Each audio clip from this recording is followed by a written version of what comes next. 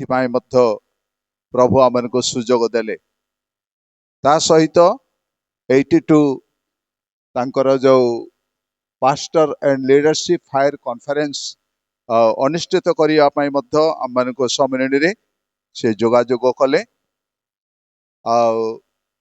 प्रायतः 5 वर्ष धरी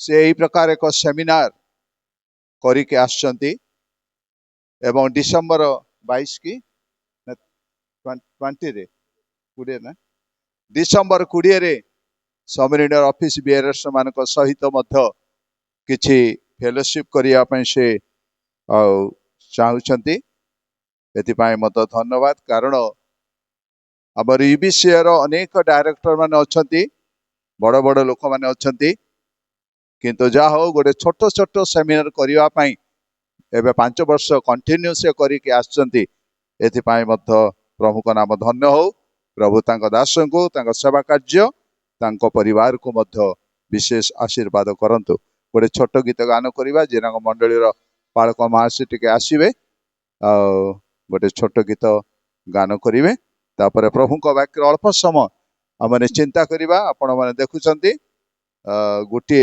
17 मिनिट हलानी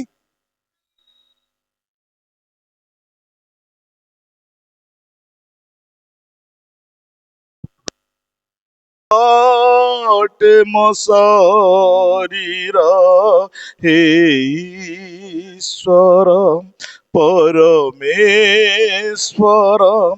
खोजुछि तुम कुमंतर हे प्रभु धन्यवाद दौछु यही सुंदर समय सुंदर अवकाश देल आंभ मानक बड़ी अयोग्य मानक प्रभु तुम्हें मनोनीत कर तुमरी सेवा कार्य से धन्यवाद दौछु तुमरी दास को बहुल भाव आशीर्वाद करू करू अनेक स्थान रे से मिनिस्ट्री करू करू वर्तमान मध्य आम अंचल को प्रेम करुथिबारु एहीपरि तांको द्वारा माने सुंदर अवकाश पाइलु से धन्यवाद दौछु प्रभु धन्यवाद दौछु ए अवसर तुमरी दास तुमरी वाक्य परिवर्तन करिया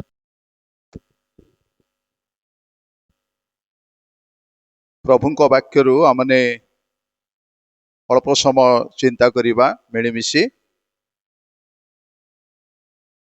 गत किछि दिन पूर्व रेवेन तिरंजन कराड़ मते फोन करी जणैले जे सेमिनार रे तो 2टी वाक्य हबो एथिपाई आपण गोटे वाक्य नियंतु मु गोटे वाक्य नेबी धन्यवाद दौचु रेवेन कराड़ को जे प्रभुकर वाक्य किछि आलोचना करिया पई मते से सुजोग प्रदान करिसंते मो प्रभु को मत धन्यवाद दिए कारण ये सुंदर समय प्रभु अनुग्रह करी आमन को निरूपण कले एटा गोटे लीडरशिप सेमिनार अटे पालक मानक एवं आमनकर 4-5टी ब्रांच जो अच्छी से मानक सहित मिलित भाव में गोटे सहभागिता समय नेबा पई प्रभु आमन को सुजोग प्रदान कले एथिपाई प्रभु को नाम धन्य हो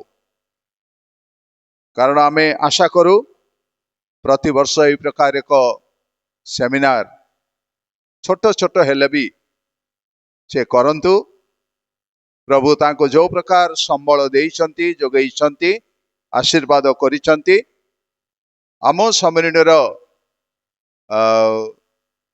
युवक भावरे से तांकर एई सेमिनार धाराटी बजाय रखंतु आमने अल्प समय चिंता करिबा जे मंडली निमंते प्रभुंक दास मानकु वरदान मंडली निमंते मंडली पाई मंडली सकाशे एफिसी तार 4 पर्वर 11 पदरे मंडली मध्यरे 5 जन विभिन्न सेवक मानकर पदवी विषय से प्रेरित पाउल प्रकाश करती ता हूँ कौन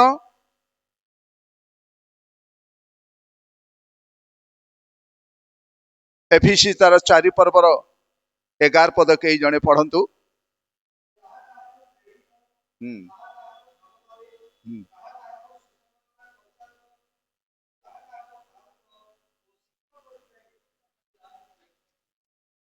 धन्यवाद।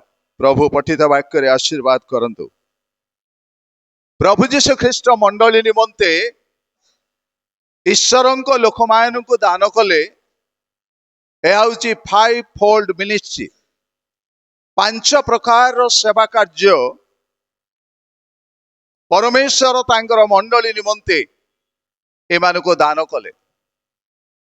कारण यही प्रकार सेवा कार्य मंडली मध्य परिचालित हेबा पई पवित्र आत्मांकर शक्ति एवं पूर्णता द्वारा यही प्रकार सेवा कार्य से माने करि परिबे। लेखा अछि से कहा कहा को प्रेरित, कहा कहा को भाववादी, कहा कहा को सुसमाचार प्रचारक, कहा कहा को पालक और कहा कहा को शिक्षक रूपे दान करिसेंते। ए 5 प्रकार सेवा कार्य मध्य समस्त गुरुत्वपूर्ण व्यक्ति अटंती। ता सहित पालक मानकर गुरुत्व विशेषत्व गोटे अन्यतम। पालकीय सेवा कार्य सहज नुह। आमनकर यूबीसीएर जेते मंडली अच्छी संपृक्त मंडली अच्छी पालकीय सेवा कार्य करिबा सहज साध्य नुह। बहुत कष्टकर एवं कष्टदायक साधारण भाव रे ता हुए नहीं। टाउन चर्च मानकरे से माने भिन्न भिन्न ग्रामरु, भिन्न भिन्न जिल्लारु, भिन्न भिन्न राज्यरु पालक मानकु से नियुक्ति करंती। किंतु आमनकर से परी नुह। निज मंडलीरु निज ग्रामरु ही पालक मानकु नियुक्त करा जाउची। पालकीय सेवा कार्यर दायित्व दिया जाउची।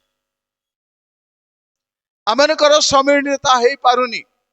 बाहर जने गाँव, बाहर जने मंडलीर, बाहर जने राज्यर लोकों को आनी पालक भाव कि चालक भाव कि डिकन भाव आमे नियुक्ति दे पारु नाहु। अनेक कारण अच्छी कहीं ताहा माने करि पारु नाहु। तेणु जो पालक कि चालक कि डिकन जते बेले तांको मंडली उत्पन्न हुवंती एवं परमेश्वर इच्छा परमेश्वर योजना अनुसार से माने मंडली द्वारा नियुक्त प्राप्त हुवंती। कारण प्रेरित पाउल जते बेले प्रभु जीशु ख्रीष्टंकर स्वर्गीय आह्वान पाइले एवं प्रभु ताहांको जो प्रकार भाव रे आह्वान कले से कहंती जे मो ख्रीष्ट जीशुंको इच्छा रे जणे प्रेरित ईश्वरंको इच्छा रे। आज जदि आमने जड़े पालकीय सेवक पद पाइचु कि डिकन कि चालक कि मिशनरी भाव रे आम जिते बेले नियुक्ति प्राप्त होचु जानी रखिबा दरकार आमनकर योग्यता अनुसार ए पद आमे पाई नाहु। तो पाउल मध कहले मोर योग्यता अनुसार मोर धार्मिकता अनुसार प्रभु मते प्रेरित पद रे नियुक्त करि नाहंती। से अनुग्रह रे मते नियुक्त करिसंती। आज जदि मंडली की समिरणी की शाखा समिति समिरणी कर्मकर्ता कर्मकर्त्री जेतरे होउचु आमर योग्यता अनुसार बचा जाउची कि आमर योग्यता अनुसार नियुक्ति आमे पाउचु कि ना आमे अयोग्य। आमर योग्यता से परि नुह। पालकीय सेवा कार्य करिया पई आमर संपूर्ण गोटे योग्यता बोली किछि नाही। किंतु प्रभु अनुग्रह रे तांको स्व समय तांको इच्छा अनुसार आंभ मानक से कौन करती नियुक्त करिसंती। पालक कार्य अति गुरुत्वपूर्ण एवं ताहा परमेश्वर को इच्छा द्वारा परिचालित ईश्वर वाक्य द्वारा मद परिचालित हेबा नितांत प्रयोजन। आमने बड़ मंडलीर पालक हेई पारु कि सान मंडलीर पालक हेई पारु जाई आसे ना। आमे उच्च शिक्षित होई पारू कि कम शिक्षित होई पारू, आमे तालीम नहीं पारू कि अण तालीम प्राप्त होई पारू, किंतु परमेश्वर योजना परमेश्वर अभिमत अनुसार से तांको मंडली निमंते पालक पदरे प्रभु आमको नियुक्ति करी मंडली को दान करी अछंती। एइथिपाई बाइबल रे नूतन नियम रे ए पालक पद को तीन प्रकार भाव रे तार व्याख्या वर्णना करा जाइछि। प्रथम विषय हला एल्डर, प्राचीन। प्राचीन कारण प्रेरित पाउल तांकर पास्टोरल चिठी तिमोथी एवं तीतस निकट को जते बेले लेखंती से कहंती जे प्राचीन मानकु तुमे कौन कर, नियुक्त कर। गोटे प्राचीन मंडली तत्व नब कि प्रभु को दास माने निश्चय नब। जड़े प्राचीन पालक पद को गोटे प्राचीन आख्या दिया जाइछि, जहाँकि प्रथम पितर 5 पर्वर प्रथम पदरे पितर कहिले मु सह प्राचीन भावरे मोर प्राचीन मानकु अनुरोध करुअछि, तुमे माने ईश्वरंकर पलकु उत्तम भावरे तत्वावधान कर बा प्रतिपालन कर। गोटे प्राचीन जड़े पास्टर जड़े एल्डर तार से प्रकार जो आह्वान एवं नियुक्ति प्राप्त होइचंती ईश्वरों द्वारा। प्रेरित पाउल रोमियो मंडली को, करंती मंडली को, एफिसी, कोलोसी, फिलिपी, थेसलोनिके मंडली निकट को जते बेले पत्र लेखंती से कहते मो इच्छा रे नुह, मो इच्छा रे मु गोटे प्रेरित होइनी, मो इच्छा रे मु गोटे शिक्षक हेइनी, मो इच्छा रे मु प्रचारक जने हेइनी, किंतु ईश्वर मते इच्छा कले, से मते आह्वान कले, से मते आह्वान कले।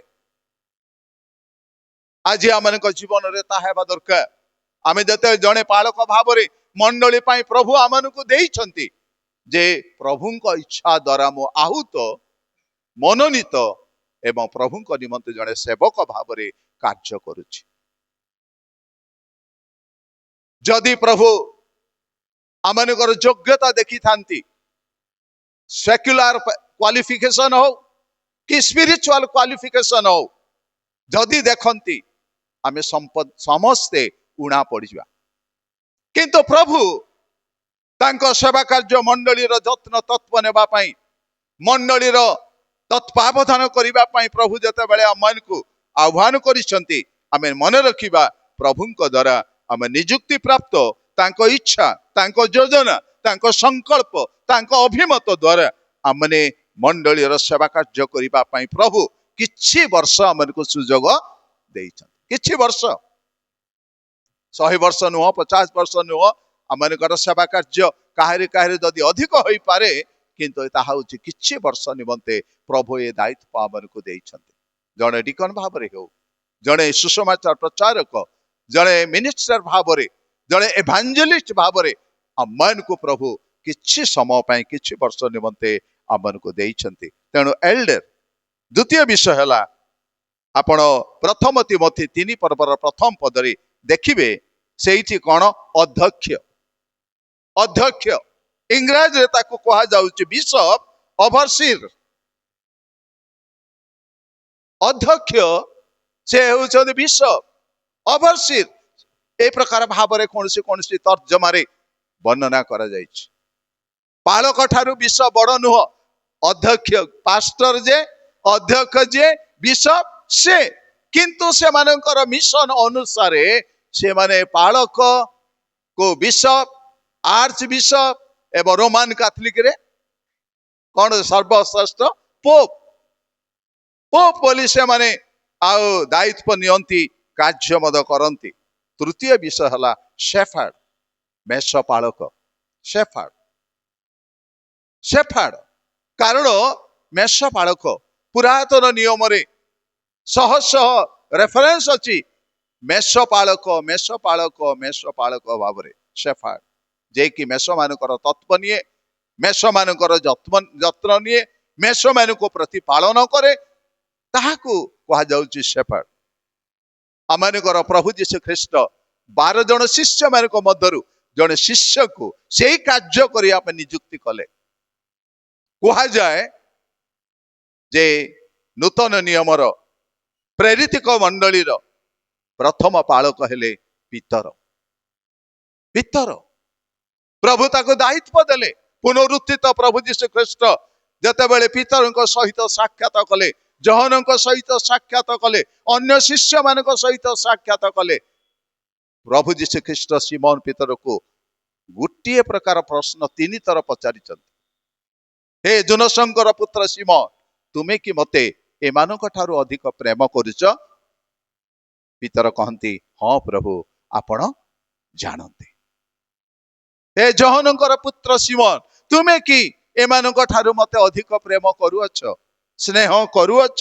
ତିନି ପ୍ରକାର ପ୍ରଶ୍ନ, ଅର୍ଥାତ୍ 3 ଗୋଟି ପ୍ରଶ୍ନ କହନ୍ତି। ଏକ ପ୍ରକାର ଯଦି ପ୍ରଶ୍ନ 3 ଥର ପ୍ରଭୁ ଯୀଶୁ ତାହାଙ୍କୁ ପ୍ରଶ୍ନ କଲେ। ଶେଷ ଥର ସେ ଲଜ୍ଜିତ ହେଲେ, ପ୍ରଭୁ, ମୁଁ ଯେ ଆପଣଙ୍କୁ ସ୍ନେହ କରୁଛି କି ପ୍ରେମ କରୁଛି ଆପଣ ସବୁ ଜାଣନ୍ତି। ଏବଂ ପ୍ରଭୁ ଯୀଶୁ ପ୍ରଶ୍ନ କରି ନୀରବ ରହିନାହାନ୍ତି। ଗୋଟେ ନୂତନ ଦାୟିତ୍ୱ ଦଉଛନ୍ତି ପିତରଙ୍କୁ। ଗୋଟେ ନୂତନ ଦାୟିତ୍ୱ ପ୍ରଭୁ ଦଉଛନ୍ତି, ମୋର ମେଷ ମାନଙ୍କୁ ଚରାଅ, ମୋର ମେଷ ମାନଙ୍କୁ ପ୍ରତିପାଳନ କର, ମୋର ମେଷ ଶାବକ ମାନଙ୍କୁ ପ୍ରତିପାଳନ କର। ଏହି ପ୍ରକାର ପ୍ରଭୁ 3 ଥର ପ୍ରଶ୍ନ ପଚାରି ସିମୋନ ପିତରକୁ ନୂତନ ଦାୟିତ୍ୱ ଦେଲେ। ପାଳକୀୟ ସେବା କାର୍ଯ୍ୟର ଦାୟିତ୍ୱ ପ୍ରଭୁ ତାହାଙ୍କୁ ଦେଲେ। କାହିଁକି ପ୍ରଭୁ 3 ଥର ପର୍ଯ୍ୟନ୍ତ ଗୋଟିଏ ପ୍ରକାର ପ୍ରଶ୍ନ ପଚାରିଛନ୍ତି ସିମୋନ ପିତରଙ୍କୁ? ଆମେ ଜାଣୁ, ପ୍ରଭୁ ଯୀଶୁ ଖ୍ରୀଷ୍ଟ ଯେତେବେଳେ ବିଚାରିତ ହେବାକୁ ଯାଉଛନ୍ତି, ପ୍ରଭୁ ଯୀଶୁ ଖ୍ରୀଷ୍ଟଙ୍କୁ ସେ କହୁଥିଲେ ତା ପୂର୍ବରୁ, ସମସ୍ତେ ବିଘ୍ନ ପାଇବେ ଗୁରୁ, କିନ୍ତୁ ମୁଁ ବିଘ୍ନ ପାଇବିନି, ଆପଣଙ୍କୁ ପରିତ୍ୟାଗ କରିବି ନାହିଁ, ମଲେ ପଛେ ମରିବି। କିନ୍ତୁ ପ୍ରଭୁ କହିଲେ, କୁକୁଡ଼ା ଡାକିବା ପୂର୍ବରୁ ତୁମେ ମତେ 3 ଥର ଅସ୍ୱୀକାର କରିବ। 3 ଥର ଅସ୍ୱୀକାର କଲେ ପିତର, ସିମୋନ ପିତର। ଯୋଉ ବ୍ୟକ୍ତି କହୁଥିଲେ, ପ୍ରଭୁ ଏଇ ଶିଷ୍ୟ ମାନେ ଚାଲିଯିବେ, ଆପଣଙ୍କୁ ପରିତ୍ୟାଗ କରିବେ, ମୁଁ ପରିତ୍ୟାଗ କରିବିନି, ମୁଁ ଅସ୍ୱୀକାର କରିବିନି। କିନ୍ତୁ ପ୍ରଭୁ କହିଲେ, ପିତର, କୁକୁଡ଼ା ଡାକିବା ପୂର୍ବରୁ 3 ଥର ମତେ ଅସ୍ୱୀକାର କରିବ। ପ୍ରଭୁ ଯୀଶୁ ଯେତେବେଳେ ବିଚାରିତ ହଉଛନ୍ତି, 3 ଥର ଅସ୍ୱୀକାର କଲେ ପିତର, କୁକୁଡ଼ା ଡାକିଲା, ପ୍ରଭୁ ଯୀଶୁ ତାଙ୍କ ପ୍ରତି ଦୃଷ୍ଟିପାତ କଲେ। ସେ ବାହାରକୁ ଯାଇ ଅତ୍ୟନ୍ତ ରୋଦନ କଲେ। କିନ୍ତୁ ପ୍ରଭୁ ତାଙ୍କୁ କହିଲେ, ପିତର, ତୁମେ ଯେତେବେଳେ ଫେରିବ, ମୋର ଭାଇମାନଙ୍କୁ ସୁସ୍ଥିର କରିବ।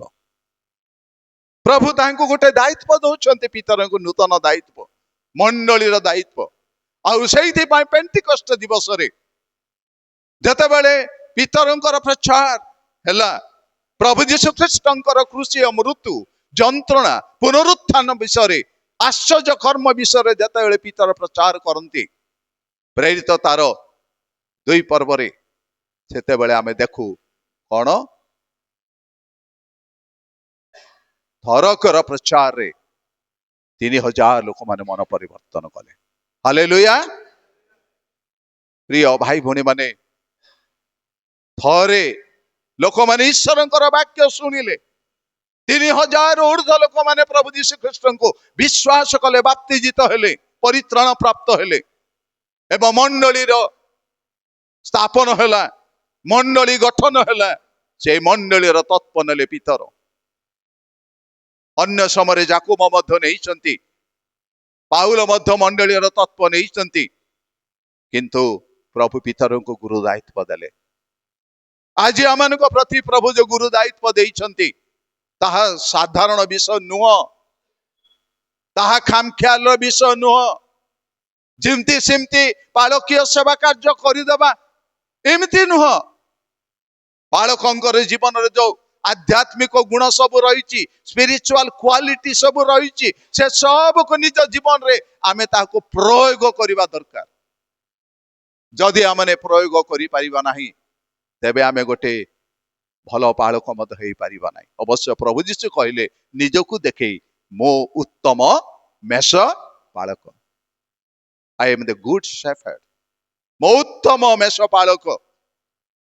ଏବଂ ଯେତେବେଳେ ଉତ୍ତମ ମେଷପାଳକ ଆମମାନଙ୍କୁ ତାଙ୍କ ମଣ୍ଡଳୀର ଦାୟିତ୍ୱ ନେବା ପାଇଁ ପାଳକୀୟ ସେବା କାର୍ଯ୍ୟର ଗୁରୁ ଦାୟିତ୍ୱ ଦେଇଛନ୍ତି, ତାଙ୍କର ଅନୁକରଣ କରିବା ଦରକାର ଏବଂ ତାଙ୍କର ଜୀବନକୁ ଆମ ଜୀବନ ଦ୍ୱାରା ମିଶେଇବା ଦରକାର।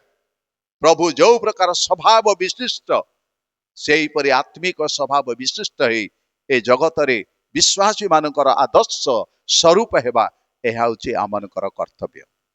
ତେଣୁ ପାଳକ ମାନଙ୍କୁ ଏଲ୍ଡର ବୋଲି କୁହାଯାଏ ନୂତନ ନିୟମରେ, ବିଶପ ଓଭରସିଷ୍ଟ ବୋଲି କୁହାଯାଏ ଏବଂ ଶେଫର୍ଡ ବୋଲି କୁହାଯାଏ। ଚତୁର୍ଥରେ ସେବକ, ସର୍ଭାଣ୍ଟ ସେବକ। ପ୍ରଭୁ ଯୀଶୁ କହିଲେ, ମୁଁ ତୁମମାନଙ୍କ ମଧ୍ୟରେ ଜଣେ ସେବକ ପରି ଅଛି। ପ୍ରଭୁ ଏବଂ ଗୁରୁ ଯେ ମୁଁ ଯଦି ତୁମମାନଙ୍କର ପାଦ ଧୋଇ ଦେଇଛି, ତୁମେ ମାନେ ମଧ୍ୟ ପରସ୍ପରର ପାଦ ଧୋଇବା କର୍ତ୍ତବ୍ୟ। ପ୍ରିୟ ପାଳକ ଗଣ, ଲିଡର ଗଣ, ଆମେ ଜାଣି ରଖିବା ଦରକାର, ଆମେ ଗୋଟେ ସେବକ, ଆମେ ଗୋଟେ ଶାସନକାରୀ ନହୁଁ। ସେଥିପାଇଁ ଆମମାନଙ୍କର ରେଭରେଣ୍ଡ କରଡ଼ା ବାବୁ ଯୋଉ ସୁନ୍ଦର ଗୋଟେ লিস্ট বনেইছন্তি, be a leader not a boss. জনে সেবক বস নুহ। বস কহিলে তার অধীନରେ ଆମେ কাম কରୁ এবং বস তার তଳ কর্মচারী ମାନଙ୍କୁ କଣ କରେ, ଆଦେଶ ଦିଏ। ତାର କଥା ମାନିବାକୁ ହେବ। ପାଳକ ଆମେ ବସ୍ ନହୁଁ, ଆମେ ଗୋଟେ ସର୍ଭାଣ୍ଟ। ଆମର ବସ୍ କିଏ? ଏ ପାଳକ ମାନଙ୍କର ବସ୍ କିଏ? ଆମମାନଙ୍କର ଉତ୍ତମ ମେଷ ପାଳକ ପ୍ରଭୁ ଯୀଶୁ ଖ୍ରୀଷ୍ଟ। ଆମେନ୍, ହାଲେଲୁୟା।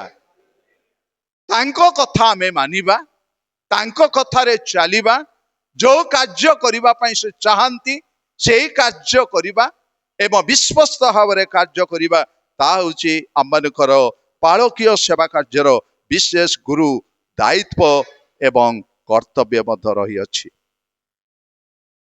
ପ୍ରିୟ ପ୍ରଭୁଙ୍କ ଦାସ ମାନେ, ଆମମାନଙ୍କର ଅନେକ କର୍ତ୍ତବ୍ୟ ଅଛି ମଣ୍ଡଳୀରେ, ଆମର ଅନେକ ରେସ୍ପନ୍ସିବିଲିଟି ଅଛି ଏବଂ ମଣ୍ଡଳୀରେ ଆମମାନଙ୍କର ଅନେକ ରୋଲ ଅଛି। ପାଳକୀୟ ସେବା କାର୍ଯ୍ୟରେ ଅଳ୍ପ ସମୟ ମଧ୍ୟରେ ଆମେ ଚିନ୍ତା କରିବା, କାରଣ ସମୟ ସାପେକ୍ଷ। ବର୍ତ୍ତମାନ ସମୟ ଆଗକୁ ଅଧିକ ସମୟ ନେବା ପାଇଁ ଦଉନାହିଁ। ଏଇ ଯୋଉ ଅତ୍ୟାବଶ୍ୟକୀୟ ପାଳକଙ୍କର କର୍ତ୍ତବ୍ୟ, 10 essential duty of pastor। ପ୍ରଥମ ବିଷୟ ହେଲା ବିବ୍ଲିକାଲ ପ୍ରିଚିଂ ଏଣ୍ଡ ଟିଚିଂ କରିବ ଜଣେ ପାଳକ। ବାଇବଲ ଭିତ୍ତିକ ପ୍ରଚାର ଏବଂ ଶିକ୍ଷା ସେ ପ୍ରଦାନ କରିବ। ବାଇବଲ ଭିତ୍ତିକ ଶିକ୍ଷା, ଧର୍ମ ତତ୍ଵ ବିଶିଷ୍ଟ ଭିତ୍ତିକ ଆଧ୍ୟାତ୍ମିକ ଶିକ୍ଷା ମଣ୍ଡଳୀରେ ସେ ପ୍ରଦାନ କରିବ, ତାର କର୍ତ୍ତବ୍ୟ। କାରଣ ବର୍ତ୍ତମାନ ଆମେ ଦେଖୁଛୁ 2000 ବର୍ଷ ପ୍ରାୟ ହେଲାଣି ମଣ୍ଡଳୀ ମଧ୍ୟରେ ଭ୍ରାନ୍ତ ଶିକ୍ଷା ପ୍ରବେଶ କରିଛି। ଭ୍ରାନ୍ତ ଶିକ୍ଷକ ମାନେ, ଫଲ୍ସ ଟିଚିଂ ଚାଲିଛି, ଫଲ୍ସ ଟିଚର ଅଛନ୍ତି, ଫଲ୍ସ ପ୍ରୋଫେଟ ଅଛନ୍ତି ମଣ୍ଡଳୀ ମଧ୍ୟରେ। ବାହାର ଲୋକମାନଙ୍କୁ ସହଜରେ ଆମେ ପୁରେଇ ଦଉଛୁ।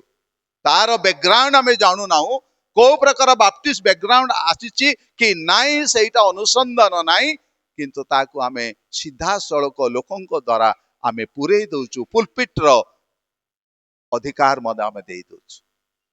ଏଇ ନିକଟ ଦିନରେ ମୁଁ ଶୁଣୁଥିଲି, ଜଣେ ଲୋକ ବାହାରୁ ଆସିଥିଲା, ଗୋଟେ ମଣ୍ଡଳୀକୁ ଜଣଙ୍କ ଦ୍ୱାରା ପାଳକଙ୍କୁ କହିବାରୁ ପ୍ରଚାର କରିବା ପାଇଁ ଦେଇଦେଲେ। ଦେଖିଲା ବେଳେ ତାର କୌଣସି ମିନିଷ୍ଟ୍ରି ନାହିଁ, ସେ ଦୁଇଟି ଡବଲ ମିନିଷ୍ଟ୍ରି।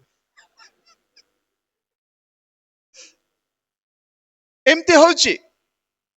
ସହଜରେ ଆମ ମଣ୍ଡଳୀ ମାନଙ୍କୁ ଗୋଟେ ଭ୍ରାନ୍ତ ଶିକ୍ଷକ ମାନେ ପଶି ଭ୍ରାନ୍ତ ଶିକ୍ଷା ଦେଇ ଦଉଛନ୍ତି। ପ୍ରେରିତ ପାଉଲ ସେଥିପାଇଁ ବାରମ୍ବାର ତିମୋଥୀ ନିକଟକୁ, ତିତସ ନିକଟକୁ ପାଳକୀୟ ସେବା କାର୍ଯ୍ୟର ଚିଠି ଯେତେବେଳେ ଲେଖନ୍ତି, ସାବଧାନ, এই প্রকার ଲୋକମାନେ ଆସିବେ। ଜହନ ମଧ୍ୟ ତାଙ୍କର ପତ୍ର ମାନଙ୍କରେ ସେ ପ୍ରକାଶ କରିଛନ୍ତି। ପ୍ରଥମ ଜହନ, ଦ୍ୱିତୀୟ ଜହନ, ତୃତୀୟ ଜହନରେ। ପ୍ରିୟ ପ୍ରଭୁଙ୍କ ଦାସମାନେ, ଆମେ ମନେ ରଖିବା ଦରକାର କୋଉ ପ୍ରକାର ଭାବରେ ଲୋକମାନେ ଆମ ମଣ୍ଡଳୀରେ ସହଜରେ ପ୍ରବେଶ କରିପାରୁଛନ୍ତି। ଏଥିପାଇଁ ଆମର ଆତ୍ମିକ ଜୀବନର ଶିକ୍ଷା ଆମର ଲୋକମାନଙ୍କ ପାଇଁ ଦରକାର, ଆମର ପଲମାନଙ୍କ ପାଇଁ ଦରକାର। ଆଜିକାଲି କଣ, ପାଳକ ମାନଙ୍କର କଥା କେତେ ଶୁଣିବା, କେତେ ପ୍ରଚାର ଶୁଣିବା, ଗୋଟେ ନୂଆ ମୁହଁକୁ ଆଣିବା, ନୂଆ ସ୍ୱର ଟିକେ ଶୁଣିବା, ଏଇଟା ହଉଛି ଲୋକମାନଙ୍କର ଚିନ୍ତା। କିନ୍ତୁ ବହୁତ ବହୁତ ଭବିଷ୍ୟତରେ ଡେଞ୍ଜର ବିଷୟ ରହିଛି, ବିପଦର ସମ୍ମୁଖୀନ ମଣ୍ଡଳୀ ହେବାକୁ ଯାଉଛି। এই ଭ୍ରାନ୍ତ ଶିକ୍ଷା ବିଷୟରେ ନିତାନ୍ତ ଭାବରେ ସଚେତନ ହେବା ଦରକାର ଏବଂ ଆମମାନଙ୍କର ଯୋଉ ବିବ୍ଲିକାଲ ଟିଚିଂ ଏବଂ ପ୍ରିଚିଂ ରହିଛି ତାହା ଦ୍ୱିତୀୟ ତିମୋଥୀ 4 ପର୍ବର 2 ପଦରେ ପ୍ରେରିତ ପାଉଲ ଏହି କଥା ତିମୋଥୀ ନିକଟକୁ ପ୍ରକାଶ କଲେ। ଦ୍ୱିତୀୟ ବିଷୟ, shepherding the God's flock। ଆମର ପଲକୁ ପରମେଶ୍ୱର ଯେତେବେଳେ ଆମମାନଙ୍କର ମଣ୍ଡଳୀକୁ, ଆମର ପଲକୁ ଆମ ହାତରେ ଦେଇଛନ୍ତି, ପ୍ରକୃତ ଉତ୍ତମ ଭାବରେ ତାହାକୁ ତତ୍ତ୍ୱାବଧାନ କରିବା ଦରକାର। ତାହା ହିଁ ପିତର ତାଙ୍କ ପତ୍ରରେ ସେ ଲେଖନ୍ତି, ଯାହାକି ପ୍ରଥମ ପିତର 5 ପର୍ବ 2 ଏବଂ 3 ପଦରେ ଏହି କଥା ସେ ପ୍ରକାଶ କରନ୍ତି। କାରଣ ପ୍ରଭୁ ଯେତେବେଳେ ପଲର ଦାୟିତ୍ୱ ଦେଇଛନ୍ତି, ମଣ୍ଡଳୀର ଦାୟିତ୍ୱ ଆମମାନଙ୍କୁ ପ୍ରଭୁ ଦେଇଛନ୍ତି, ପ୍ରତ୍ୟେକ ଆତ୍ମାର ଦାୟିତ୍ୱ ପ୍ରଭୁ ଦେଇଛନ୍ତି, ନିତାନ୍ତ ଭାବରେ ସେମାନଙ୍କର ଯତ୍ନ ନେବା, ଦୁଃଖରେ ଦୁଃଖୀ ହେବା, ସୁଖରେ ସୁଖୀ ହେବା ଏବଂ ସେମାନଙ୍କୁ ତତ୍ତ୍ୱାବଧାନ କରିବା ଉତ୍ତମ ଭାବରେ, ଏହା ହିଁ ପିତର ଜଣେ ପାଳକ ଭାବରେ, ଜଣେ ପ୍ରାଚୀନ ଭାବରେ ତାଙ୍କର ସହ ପ୍ରାଚୀନ ମାନଙ୍କୁ ଏହି କଥା ଶିକ୍ଷା ଦିଅନ୍ତି। ତୃତୀୟ ବିଷୟ, ପ୍ରୋଭାଇଡିଂ ସ୍ପିରିଚୁଆଲ କାଉନସେଲିଂ। এই ଯୋଉ ଆତ୍ମିକ ପରାମର୍ଶ ଉପଦେଶ ଆମର ଲୋକମାନଙ୍କୁ ଦେବା ଦରକାର। କାରଣ ଆମେ ଜାଣୁ ପ୍ରତ୍ୟେକ ମଣ୍ଡଳୀର ଯୁବକ ମାନଙ୍କର ଆତ୍ମିକ ଦୁରାବସ୍ଥା, ସ୍ପିରିଚୁଆଲିଟି ନାହିଁ। ଅନେକ ଲୋକ ଏଣ୍ଟରଟେନମେଣ୍ଟ ପାଇଁ ସଭା ସମିତିରେ ମଧ୍ୟ ଯୋଗଦାନ କରୁଛନ୍ତି, କେମିତି ସଭା ଦେଖିବା, କେମିତି ଗହଳି ଦେଖିବା, କେମିତି ସବୁ ହଉଛି, କିନ୍ତୁ ଆତ୍ମିକ ଭାବରେ ଗୋଟେ ଶିକ୍ଷା ପାଇବା ପାଇଁ ସଭାକୁ ପ୍ରାୟତଃ ଅଧିକାଂଶ ଯାଇପାରୁନାହାନ୍ତି। ଏବଂ ସଭା ସରିବ ଗୋଟେ 15-20 ମିନିଟକୁ ମଧ୍ୟ ଲୋକମାନେ ଆସୁଛନ୍ତି ଆଜ୍ଞା, ନାଇଁ କି? ସବୁ ରେଡି ହେଇକିରି 10-15 ମିନିଟ ଭିତରେ ସଭା ସରିଯିବ, ହେଲେ ମଧ୍ୟ ଆସିବା ଲୋକ ଆସୁଛନ୍ତି। କଣ ଶିକ୍ଷା ପାଇବେ? ଦୂର ଦୂରାନ୍ତରୁ ଶହ ଶହ କିଲୋମିଟର ଦୂର ଦେଇ ଯାତ୍ରା କରି କିଛି ନାହିଁ, ଏଣ୍ଟରଟେନମେଣ୍ଟ କେମିତି ଟିକେ ଦେଖିବା। ପ୍ରିୟ ବନ୍ଧୁଗଣ, ଆଜି ଆମମାନଙ୍କର ଆତ୍ମିକ ଦୁରାବସ୍ଥା ମଣ୍ଡଳୀ ମାନଙ୍କର ରହିଛି, ଯୁବକ ଯୁବତୀ ମାନଙ୍କର ରହିଛି, ବାଳକ ବାଳିକା ମାନଙ୍କର ରହିଛି, ବଡ ଲୋକ ମାନଙ୍କର ରହିଛି ଏବଂ ସେମାନଙ୍କ ନିମନ୍ତେ କି ପ୍ରକାର ଏକ କାଉନସିଲିଂ, ସ୍ପିରିଚୁଆଲ କାଉନସିଲିଂ କରିବା ଦରକାର। ଉତ୍ତମ ପରାମର୍ଶ ଦେବା, ଉପଦେଶ ଦେବା ଦ୍ୱାରା ସେମାନେ ନିତାନ୍ତ ଭାବରେ ପ୍ରଭୁଙ୍କର ନିକଟବର୍ତ୍ତୀ ହେବେ। ଜେମ୍ସ ତାର 5 ପର୍ବ 14 ପଦ, ଯାକୁବ 5 ପର୍ବର 14 ପଦ। 4ଟି ବିଷୟ ହେଲା, 4 ନମ୍ବର ହେଲା লিডিং ଦି ଓଭରସିଂ ଷ୍ଟାଫ୍। ପ୍ରଭୁ ଯୋଉମାନଙ୍କୁ କାର୍ଯ୍ୟକାରୀ ହେବା ପାଇଁ ପ୍ରଭୁ ମଣ୍ଡଳୀ ମଧ୍ୟରେ ପାଳକ ସହିତ 1 ବର୍ଷ ହଉ ସେମାନେ ନିଯୁକ୍ତି ପ୍ରାପ୍ତ ହଉଛନ୍ତି, ଡିକନ ଭାବରେ ହେଉ, ସମ୍ପାଦକ ଭାବରେ ହେଉ, କୋଷାଧ୍ୟକ୍ଷ ଭାବରେ ହେଉ ଏବଂ ସମିତି ମାନଙ୍କର କର୍ମକର୍ତ୍ତା କର୍ମକର୍ତ୍ତୀ ଭାବରେ ପାଳକଙ୍କର ସୁଦୃଷ୍ଟି, ତୀକ୍ଷ୍ଣ ଦୃଷ୍ଟି ସେମାନଙ୍କ ଉପରେ ରହିବା ଦରକାର। ଏମିତି କି ଯେ ସେମାନେ ଆତ୍ମସାତ କରିବେ, ଧନ ଆତ୍ମସାତ କରିବେ, ପାଳକ ଉପରେ ସେମାନେ ଲଦି ଦେବେ। ଯେ ପାଳକଙ୍କ ସହିତ ମୁଁ ଏମିତି ଗଲି ଏବଂ ପାଳକ ମତେ କହିବାରୁ ଏଇ ବ୍ୟୟ ମୁଁ କଲି, ଏଇ ଖର୍ଚ୍ଚ କଲି, ଏଇ ପ୍ରକାର ମଧ୍ୟ ଆମେ ଦେଖିବାକୁ ପାରୁଛୁ ମଣ୍ଡଳୀ ମଧ୍ୟରେ। ଏଥିପାଇଁ ତାହା ନିତାନ୍ତ ଭାବରେ ଦରକାର ପାଳକଙ୍କର লিডিং ଆଣ୍ଡ ଓଭରସିଂ ଷ୍ଟାଫ୍। ଦ୍ୱିତୀୟ ତିମୋଥୀ 3 ପର୍ବର 17 ପଦ। ପଞ୍ଚମ ବିଷୟ ହେଲା ପାଳକଙ୍କର ଦାୟିତ୍ୱ ହେଲା ପ୍ରେୟର ଆଣ୍ଡ ଇଣ୍ଟରସେସନ, ପ୍ରାର୍ଥନା ଏବଂ ଉପବାସ।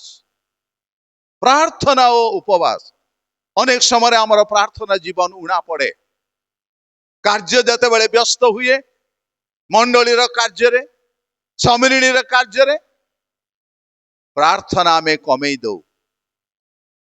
ଆମର ପ୍ରେୟରଲେସ୍ ଜୀବନ ହଉଛି, ଅଳ୍ପ ପ୍ରାର୍ଥନାଶୀଳ ଜୀବନ ଆମେ କାଟୁଛୁ। କିନ୍ତୁ ପ୍ରଭୁ ଚାହାନ୍ତି ଅଧିକ ପ୍ରାର୍ଥନା କରିବା ପାଇଁ, ଅଧିକ ପ୍ରାର୍ଥନା କରିବା ପାଇଁ। ଶିଷ୍ୟମାନଙ୍କୁ ପ୍ରଭୁ 3 ଜଣଙ୍କୁ ନେଲେ ଜିତ ପର୍ବତକୁ। ସେମାନଙ୍କୁ ଗୋଟିଏ କଥା କହିଥିଲେ, ତୁମେ ଏଇଠାରେ ରୁହ, ପ୍ରାର୍ଥନା କର, ମୁଁ ଆସୁଛି। ଯୀଶୁ ଯେତେବେଳେ ପ୍ରାର୍ଥନା କରି ଫେରୁଛନ୍ତି, ଏମାନଙ୍କର ନିଦ ହେଇଯାଇଛି, ନିଦ୍ରାରେ ମାଡ଼ି ପଡୁଛନ୍ତି ସେମାନେ। ପ୍ରଭୁ କହିଲେ, ଟିକିଏ ମଧ୍ୟ ତୁମେ ଜଗି ପାରିଲ ନାହିଁ। ପରୀକ୍ଷାରେ ଯେପରି ନ ପଡ, ଏଥିପାଇଁ ଜାଗି ରହି ପ୍ରାର୍ଥନା କର। ଲୁକ 18 ପର୍ବର ପ୍ରଥମ ପଦରେ ପ୍ରଭୁ ଗୋଟିଏ କଥା କହିଲେ, ସର୍ବଦା ପ୍ରାର୍ଥନା କରିବା ଆମର କର୍ତ୍ତବ୍ୟ। ସାମୁଏଲ ପରି ଜଣେ ଭବିଷ୍ୟତ ବକ୍ତା, ବିଚାରକର୍ତ୍ତା, ଜଣେ ଭାବବାଦୀ ଏଇ କଥା କହିଲେ, ମୁଁ ଯଦି ତୁମମାନଙ୍କ ନିମନ୍ତେ ପ୍ରାର୍ଥନା କରୁନାହିଁ, ତାହେଲେ ପରମେଶ୍ୱରଙ୍କ ବିରୁଦ୍ଧରେ ମୁଁ ପାପ କରୁଅଛି। ପ୍ରାର୍ଥନା ନ କରିବା ଗୋଟେ ପାପ। ଆମେ ହତ୍ୟା କରୁନୁ, ଆମେ ମିଛ କହୁନୁ, କାହାକୁ ଠକୁନୁ, କାହାକୁ ମାରୁନୁ, କାହାକୁ ପିଟୁନୁ, କି ବ୍ୟଭିଚାର କର୍ମ ନ କଲେ ମଧ୍ୟ ଯଦି ମଣ୍ଡଳୀ ପାଇଁ, ଈଶ୍ୱରଙ୍କର ପଲ ନିମନ୍ତେ, ଅନ୍ୟମାନଙ୍କ ନିମନ୍ତେ ପ୍ରାର୍ଥନା କରି ପାରୁନାହୁଁ, ତାହେଲେ ପରମେଶ୍ୱରଙ୍କ ବିରୁଦ୍ଧରେ ଆମେ ପାପ କରୁଛୁ। ସାମୁଏଲଙ୍କ ଭାଷା ଅନୁସାରେ ପ୍ରାର୍ଥନାର ଜୀବନ ଦିନକୁ ଦିନ ଆମର କମି ଯାଉଛି। ମିନିଷ୍ଟର ମାନଙ୍କର, ପାଷ୍ଟର ମାନଙ୍କର, ମିଶନାରୀ ମାନଙ୍କର ଯେତେ ସମୟ ଆମେ ଈଶ୍ୱରଙ୍କ ନିକଟରେ ପ୍ରାର୍ଥନା କରିବା ଦରକାର, ଆମେ କରିପାରୁନାହୁଁ। ଏଇଟା ହଉଛି ଆମର ଦୁର୍ବଳତା, ଏଇଟା ହଉଛି ଆମର ସ୍ପିରିଚୁଆଲ ୱିକନେସ୍, ଆତ୍ମିକ ଦୁର୍ବଳତା। ଆମମାନଙ୍କର ଯେତେ ସମୟ ଈଶ୍ୱରଙ୍କର ନିକଟବର୍ତ୍ତୀ ହେଉନାହୁଁ, ଆମର ପ୍ରାର୍ଥନାରେ ଦୁର୍ବଳତା ଅଛି। ତେଣୁ ପ୍ରଭୁଙ୍କର ସେବା କାର୍ଯ୍ୟ କରିବା ପାଇଁ ପ୍ରାର୍ଥନାର ଜୀବନ ନିହାତି ଦରକାର। ଆମମାନଙ୍କର ପ୍ରଭୁ ଯୀଶୁ ଖ୍ରୀଷ୍ଟ ଆମମାନଙ୍କର ପ୍ରକୃତ ଆଦର୍ଶ ଅଟନ୍ତି। ରାତି ସାରା ଈଶ୍ୱରଙ୍କ ନିକଟରେ ପ୍ରାର୍ଥନା କରୁଥିଲେ ଏବଂ ଦିନ ବେଳେ ତାଙ୍କର ସେବା କାର୍ଯ୍ୟ ଫଳପ୍ରଦ ହଉଥିଲା, ସକ୍ସେସ୍ ହଉଥିଲେ। ପାଉଲଙ୍କର ଜୀବନ ମଧ୍ୟ ତାହା ଥିଲା। ପ୍ରିୟ ପ୍ରଭୁଙ୍କ ଦାସ ମାନେ, ଆଜି ମଧ୍ୟ ଆମମାନଙ୍କର ସେହି ପ୍ରକାର ଜୀବନ ପ୍ରଭୁ କରନ୍ତୁ, ଯଦ୍ୱାରା ପ୍ରାର୍ଥନା ଏବଂ ମଧ୍ୟସ୍ଥି ପ୍ରାର୍ଥନା କରିବା ଦରକାର। ମୋଶା ଯେପରି ମଧ୍ୟସ୍ଥି ପ୍ରାର୍ଥନା କଲେ ଇସ୍ରାଏଲ ମଣ୍ଡଳୀ ନିମନ୍ତେ, ସେହି ପ୍ରକାର ଏକ ମଧ୍ୟସ୍ଥି ପ୍ରାର୍ଥନା କରିବା ଦରକାର। ଏବଂ କ୍ଷମାର ଜୀବନ ଆମଠାରେ ରହିବା ଦରକାର, ପ୍ରେମର ଏବଂ କ୍ଷମାର ଜୀବନ। ଯଦି ଅନ୍ୟ ବିଶ୍ୱାସୀ ମାନଙ୍କ ପ୍ରତି ଆମର ପ୍ରେମର, କ୍ଷମାର ଜୀବନ ନାହିଁ, ସେମାନଙ୍କ ପାଇଁ କେବେ ହେଲେ ଆମେ ପ୍ରାର୍ଥନା କରିବା ନାହିଁ। ସେମାନଙ୍କର ଦୋଷ ଧରିକି ପ୍ରଭୁ ସେମାନେ ଏମିତି ହେଇଯାଆନ୍ତୁ, ସେମିତି ହେଇଯାଆନ୍ତୁ ବୋଲି ଆମେ ପ୍ରାର୍ଥନା କରିବା। ଏଇଥିପାଇଁ ପ୍ରେୟାର ଆଣ୍ଡ ଇଣ୍ଟରସେସନ ପ୍ରେୟାର ନିତାନ୍ତ ଭାବରେ ଆମମାନଙ୍କର ଆବଶ୍ୟକତା ଅଛି। ପ୍ରଥମ ତିମୋଥୀ 2 ପର୍ବ 1 ଏବଂ 2 ପଦରେ। ଷଷ୍ଠ ବିଷୟ, ଭିଜିଟେସନ ଆଣ୍ଡ ଆଉଟରିଚ୍, ପରିବାର ପରିଦର୍ଶନ ଏବଂ ପ୍ରଚାର କରିବା। ବାହାରକୁ ଯାଏ, ଅନେକ ସମୟରେ କାର୍ଯ୍ୟ ବହୁଳ ସକାଶେ ଆମେ ଫ୍ୟାମିଲି ଭିଜିଟ କରିପାରୁନାହୁଁ, ପରିବାର ମାନଙ୍କୁ ଯିବା ପାଇଁ ଆମର ସମୟ ମିଳେ ନାହିଁ। କାର୍ଯ୍ୟ ବ୍ୟସ୍ତତା ସେଇଟା ହଉଛି ବଡ ବିଷୟ। କାର୍ଯ୍ୟ ବ୍ୟସ୍ତତା ଅପେକ୍ଷା ପ୍ରାର୍ଥନାର ଜୀବନ ଏବଂ ପରିବାର ପରିଦର୍ଶନ ନିତାନ୍ତ ଜରୁରୀ। ଏବଂ ସମୟ ପାଇଲେ ଆଉଟରିଚ୍ କରିବା ନିତାନ୍ତ ଆବଶ୍ୟକ। ମାଥିୟ 25 ପର୍ବ 35 ରୁ 40 ପଦ ପର୍ଯ୍ୟନ୍ତ।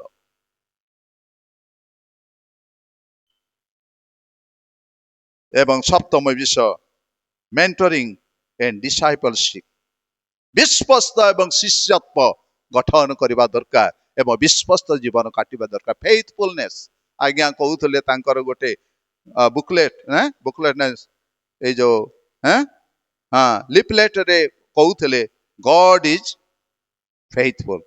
ଆମର ପ୍ରଭୁ ଯେତେବେଳେ ଫେଥଫୁଲ, ବିଶ୍ୱସ୍ତ, ଆମେ ମଧ୍ୟ ବିଶ୍ୱସ୍ତ ଭାବରେ ପ୍ରଭୁଙ୍କର ସେବା କାର୍ଯ୍ୟ କରିବା। ଅବିଶ୍ୱସ୍ତ ଅନଫେଥଫୁଲ ସର୍ଭାଣ୍ଟକୁ ଯୋଉ ଦଣ୍ଡ ଦିଆଯାଇଛି, ଆମେ ବାଇବଲରେ ତାହା ଦେଖିବାକୁ ପାରୁଛୁ।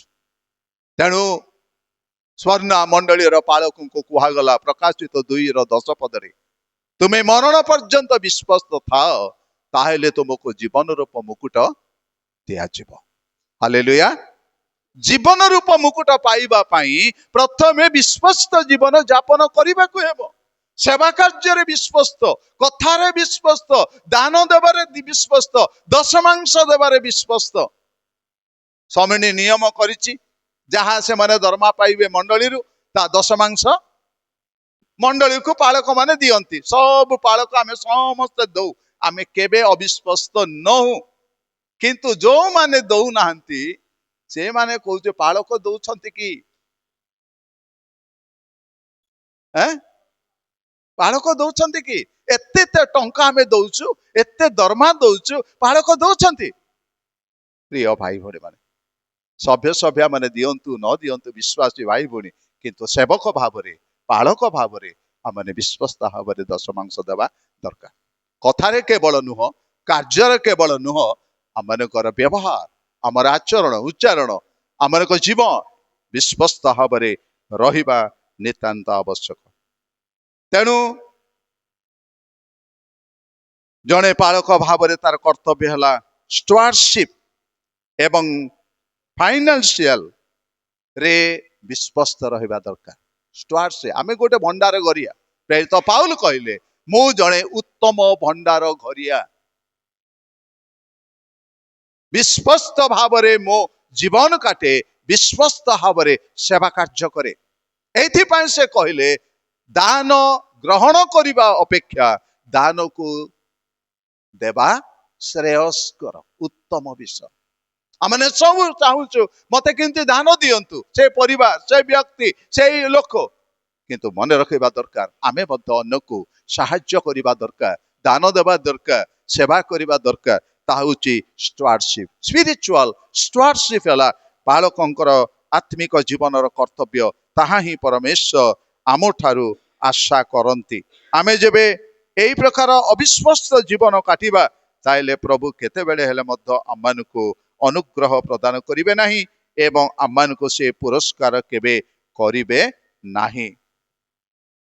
ତେଣୁ ଆମମାନଙ୍କ ଜୀବନରେ ଏଇ ପ୍ରକାରକ ଜୀବନ ପ୍ରଭୁ ଦିଅନ୍ତୁ, ଯଦ୍ୱାରା ଆମେ ଉତ୍ତମ ଭାବରେ ପ୍ରଭୁଙ୍କ ପ୍ରତି ବିଶ୍ୱସ୍ତ ଜୀବନ କାଟିବା କାର୍ଯ୍ୟରେ ଏବଂ ଶିଷ୍ୟତ୍ୱ ଡିସାଇପଲସିପ୍ ଗଠନ କରିବା ପାଇଁ ପ୍ରଭୁ ଆମମାନଙ୍କୁ ମହାନ ଆଦେଶ ଦେଇଛନ୍ତି, ଯାହା ହେଉଛି ମାଥ୍ୟୁ 28 ପର୍ବ 18ରୁ 20 ପଦ ପର୍ଯ୍ୟନ୍ତ ଗ୍ରେଟ୍ କମିଶନ ବୋଲି କୁହାଯାଏ। ଏଇଥିପାଇଁ ପ୍ରଭୁଙ୍କର ମହାନ ଆଦେଶକୁ ଆମେ ଅଣଦେଖା କରିବା ନାହିଁ। ତାହା ଆମମାନଙ୍କ ନିମନ୍ତେ କର୍ତ୍ତବ୍ୟ, ଏହା ଆମମାନଙ୍କର ଦାୟିତ୍ୱ। ପ୍ରଭୁ ଆମମାନଙ୍କୁ ଆଦେଶ ଦେଇଛନ୍ତି ଏବଂ ସେଇ ପ୍ରକାର ଆଦେଶ ଅନୁସାରେ ଆମେ ଜୀବନ କାଟିବା ପାଇଁ ପ୍ରଭୁ ଆମମାନଙ୍କୁ ଅନୁଗ୍ରହ କରନ୍ତୁ। ନବମ ବିଷୟ ହେଲା ପ୍ରାକ୍ଟିକାଲ ମିନିଷ୍ଟ୍ରି। ଜୀବନ କାଟିବା ଦରକାର, ପ୍ରାକ୍ଟିକାଲ ବ୍ୟବହାରିକ ସେବା କାର୍ଯ୍ୟ ଆମମାନଙ୍କ ଜୀବନ ରହିବା ଦରକାର।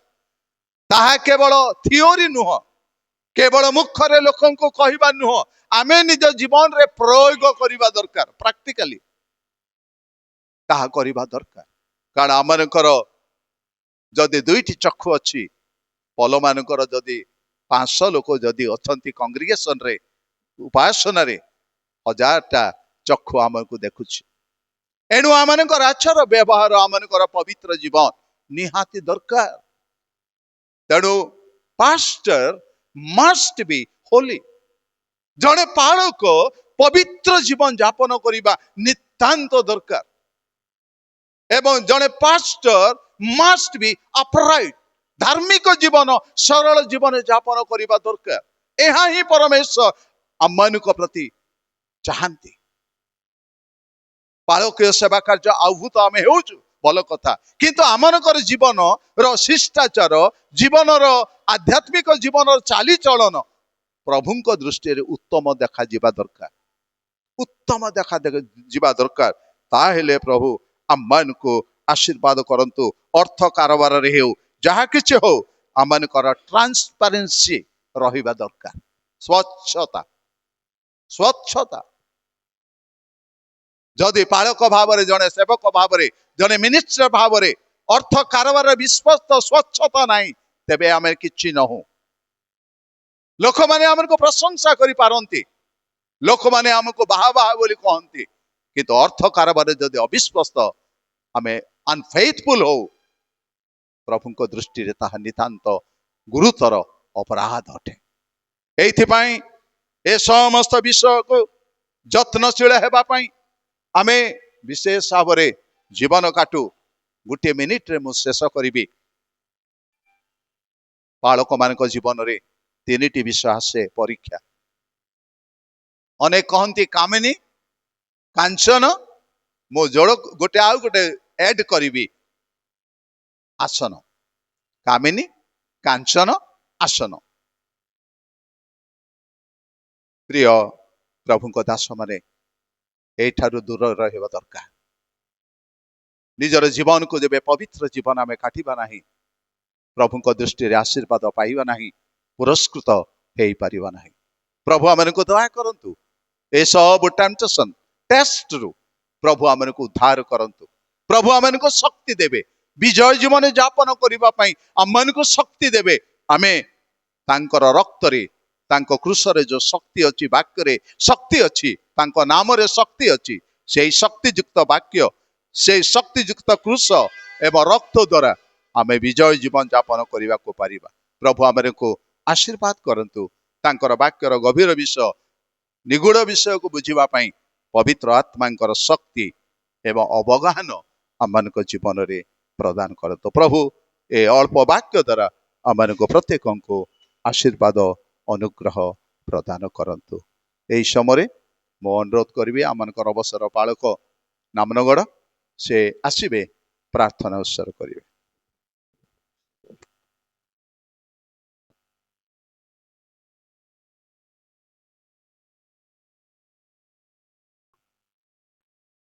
आसंतु प्रार्थना परम धन्य परम पूज्य परम पिता स्वर्गवासी पिता तुमर धन्यवाद करुछु प्रभु आज आमनकु एक विशेष पालकीय बोझर कर्तव्य कौन ये उद्देश्य तुम दास आह्वान देइछन्ति शिक्षा मध्य माने प्रभु अति गभीर गभीर विषय को स्मरण करुथुलु प्रभु पालकीयर बोझ कौन जानिबा को दियो और विशेष करी आमर कर्तव्य हाँ प्रभु आमने पालन करबा पाए आमनकु तुमर पवित्र आत्मा शक्ति रे शक्ति युक्त करी कृपा कर विशेष करी आमने निजे पुणी मंडलीर प्रभु बोझ नहीं हाँ प्रभु सुसमाचार कार्य करबा पाए मध्य आगबर हेबु एपरि मध्य प्रभु प्रभु विश्वासी माननकु कही चेतना दे आमने से कार्य करबा पाए अग्रसर हेबु एपरि मध्य कृपा कर आम जेते उपस्थित अछु आमनकु प्रभु आशीर्वाद कर एथिर आह्वानकारी और सम्मिलनीर समस्त कर्मकर्ता आमनकु कृपा कर दया कर परवर्ती समस्त कार्य उपर मध्य तुमर हस्त रख गौरव महिमा तुमे निय प्रार्थना केवल यीशु नाम रे मागुछु आमेन किछि अनाउंसमेंट अछि और अनाउंसमेंट परे आशीष परित्राणकर्ता प्रभु यीशु तुम अनुग्रह दया साहाय्यकारी पवित्र आत्मा परमेश्वर तुम शिक्षा चेतना शांति सहभागिता उपस्थित समस्त प्रति मिनिस्ट्री प्रति सम्मेलन प्रति सदा सर्वदा हुंतु आमेन नमस्कार हेलो पुनर्बार अल्प समय बसवा